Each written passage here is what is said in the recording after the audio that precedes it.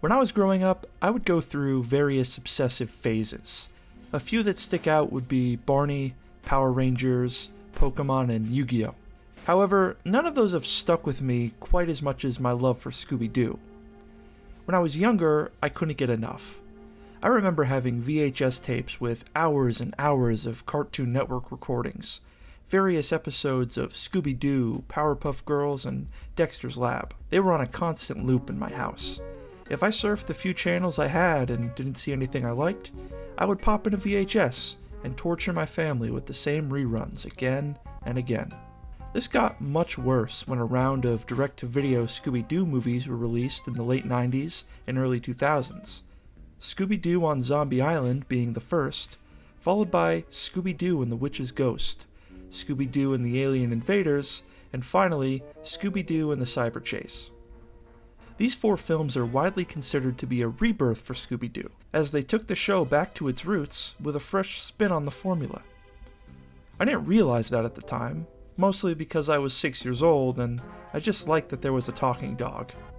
The film that stuck out the most to me out of these 4 was The Alien Invaders. I've always had an infatuation with aliens, UFOs, and other paranormal things of that nature. If I can go on a bit of a tangent here, I remember seeing the X-Files intro a few years prior and being so scared that I couldn't sleep that night. So imagine my shock when I see this trailer. Coming this fall, you will notice an eerie greenish glow. Your heart will beat faster. Your palms start to sweat.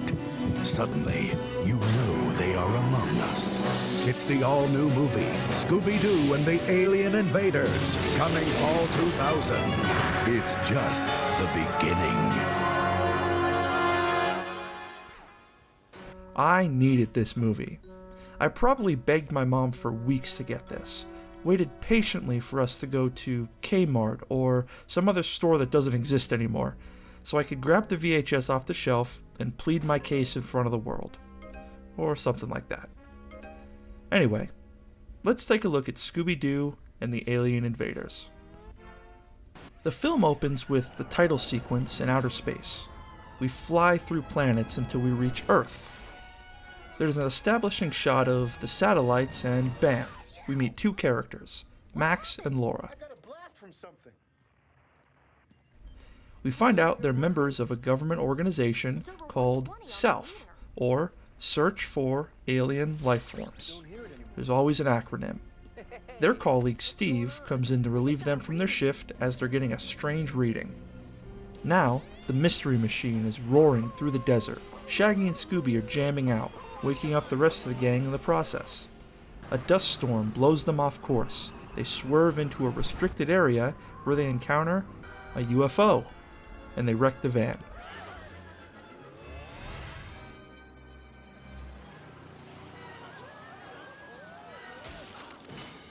Pretty early for a serious alien encounter. The gang goes in search of help, but Shaggy and Scooby stay behind. They spot a jackalope who tries to steal their last Scooby snack, so, because they're Shaggy and Scooby, they decide to run after it.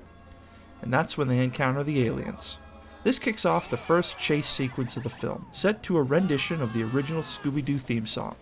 The chase ends when Shaggy and Scooby burst into a diner and find the rest of the gang. In an attempt to convince the gang, as well as the townspeople, that the aliens are real, Scooby blows air into his head to mimic the aliens' appearance, but their rant doesn't last very long as they are quickly distracted by the food in the diner. Then we meet Lester, a crazy alien conspiracy theorist who claims to have been abducted by aliens. He even boasts having pictures. We find out that those pictures are actually just paintings that he made. We do find out, however, that the weird alien encounters only started happening after the satellite facility was built. The gang decides to spend the night at Lester's for some reason, and Shaggy and Scooby get left on the roof. Which is a weird choice to be made by the guy who believes he was actually abducted by aliens. Anyway, Shaggy and Scooby are quickly abducted by aliens. We get a silly sequence where they try to escape the ship, only for the duo to pass out when one of the aliens pulls a taser. In the next scene, Shaggy and Scooby wake up face to face with a girl and her golden retriever. Shaggy and Scooby fall in love immediately. It doesn't help that this girl is basically the female version of Shaggy. We find out their names are Crystal and Amber. Then they give Shaggy and Scooby a ride into town. In the car we see that Crystal has a box that's full of weird metal gadgets. She brushes it off by saying it's just her camera gear, but it's pretty strange. The rest of the gang go to the diner to try to find Shaggy and Scooby. They're not there, but they do show up shortly after when Crystal drops them off. Shaggy and Scooby tell the rest of the gang about the girls, and that's when they remember the alien encounter. Then we see one of the crew members, Max, outside. He talks to the gang and agrees to bring them along to tour the facility. Shaggy and Scooby go hang out with Crystal instead. Velma, Fred, and Daphne meet Steve and Laura at the facility. Velma takes notice of dried mud on their shoes. She brings this up after they leave the facility. It seems like Velma is already convinced that the South crew members are the aliens, or at least up to something. Shaggy, Scooby, Crystal, and Amber get interrogated by military police about why they're roaming around on restricted property. They agree to leave, and the military police let them go. In this scene, we see that Crystal has a strange-looking camera. She confesses to Shaggy that she's a government agent, and that she's looking into the alien encounters. Velma somehow knows what kind of oil South needs for the satellites, and points out that Max didn't get the right kind. Just another reason for us to believe that the gang should be suspicious of these South crew members. Velma, Fred, and Daphne catch a ride with Lester, and they go into the desert to look for more clues. Meanwhile, Shaggy and his group are snooping around the inside of a cave where they first encountered the aliens. They find something, but we don't get to see it. Velma and the rest of the gang are doing some snooping of their own when they find tire tracks leading into a cave. Inside the cave, they find gold. We now see that Shaggy and his group also found the gold. This starts another chase sequence. Aliens? What would aliens want with gold? Ask them, Shaggy.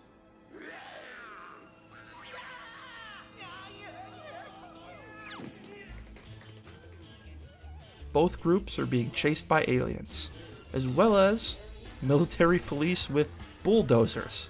Fred, Velma, and Daphne are quickly captured, while Shaggy and the rest of the group escapes by falling down a small cliff. That's when it's revealed that Steve, Max, and Laura were actually pretending to be aliens. They explained that they found this literal gold mine and wanted to keep it for themselves. So they fenced off the area and took up the alien gimmick to scare away the townspeople. And they hired two of their friends to pretend to be military police. The fake military police try to apprehend Shaggy's group, but Shaggy and Scooby try to intimidate the guards and end up scaring them away. Or at least that's what they think. What they don't know is that Crystal and Amber reveal to the fake military police that they are real aliens.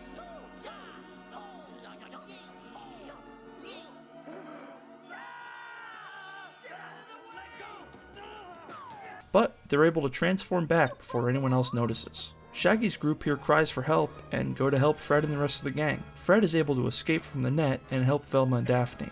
But during a standoff, Crystal and Amber are forced to reveal themselves to everyone.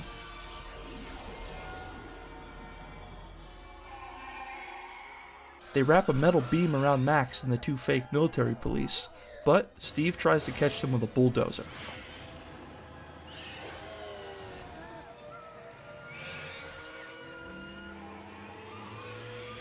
He almost overpowers them until Shaggy and Scooby are convinced that the aliens are actually Crystal and Amber. They get a bulldozer of their own, and Scooby jousts Steve with a pipe, flipping his bulldozer over. Steve and Laura try to escape, but Fred catches them with a net. Crystal and Amber say their goodbyes to a very somber Shaggy and Scooby before they get in a ship and go back to their home planet.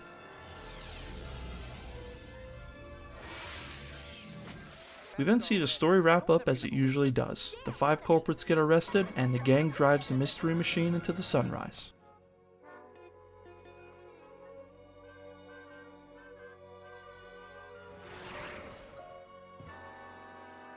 Well, now I suppose it's time for me to give my opinion. Is this a perfect film? Not by any means. It's a children's movie with a target demographic of 6 to 7 year olds. I liked it when I was younger, and I would still say that I enjoyed it even now, 20 years later. The animation holds up for the most part. The set of 4 films was done by Mook Animation. They're responsible for quite a few cartoons in the 90s. Let's look at some Rotten Tomato reviews, shall we? The critic reviews give this movie a solid 80%. That's only out of 5 critics, but that still makes it a higher rated film than the live action Mulan, so there's that. Like 0 out of 10. Mace R writes, I know I'd not like it, ... I didn't know how much I'd hate it. Well, a little brutal for a kid's movie, but let's move on. Bradley W writes, pretty weak compared to other animated films. I'm not sure if he means the other Scooby-Doo animated films specifically, or animated films in general. I think this holds up compared to some of the other Scooby-Doo movies, but comparing it to films like An American Tail and Spirited Away just isn't fair. Colton W writes, best movie ever made. 5 stars. I don't know if I quite share Colton's enthusiasm here, but I'd agree that it's not nearly as bad as a lot of these people are making it out to be. Scooby-Doo and the Alien Invaders is a charming film, and while it may leave a lot to be desired, it's a fun story with interesting characters, and it played a big role in bringing Scooby-Doo back to the small screen. 2 years after the release of this movie, we would actually get the first Scooby-Doo live-action film, which I'll be reviewing with my good friends Mike and Tony later this month, so look out for that on the Hack the Movies channel. Anyway, hope you liked it. See you next time.